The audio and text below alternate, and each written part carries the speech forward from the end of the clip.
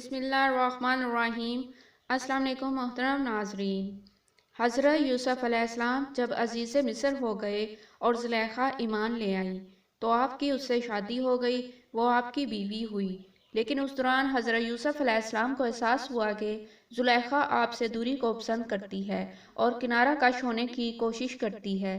آپ اگر اسے دن میں بلاتے تو وہ رات کے وقت کے وعدے سے ٹال دیتی تھی، اور آپ جب رات کو انہیں بلاتے تو وہ وعدہ روز سے بہلا دیتی تھی۔ ایک دن حضرت یوسف علیہ السلام نے اس سے حیرت زدہ ہو کر پوچھا، زلیخا تیری ان والہانہ شوق بھری محبتوں اور شعلہ ور عشق کا کیا ہوا؟ جناب زلیخا نے عرض کیا، اے اللہ کے نبی، مجھے جب تک تیرے رب کی معرفت نہ تھی اور میں اپنے پروردگار کی محبت سے آشنا نہ تھی تو مجھے آپ سے محبت اور دوستی تھی۔ لیکن جس دن سے میں نے اپنے رب ذوالجلال کو پہچانا ہے تو اب اس کے علاوہ سب چیزوں کی محبت کو دل سے نکال دیا ہے۔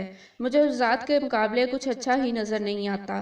قرآن میں بھی سورہ بقرہ آیت نمبر 165 میں ارشاد رب العزت ہوتا ہے، ایمان والوں کی تمام تر محبت خدا سے ہوتی ہے۔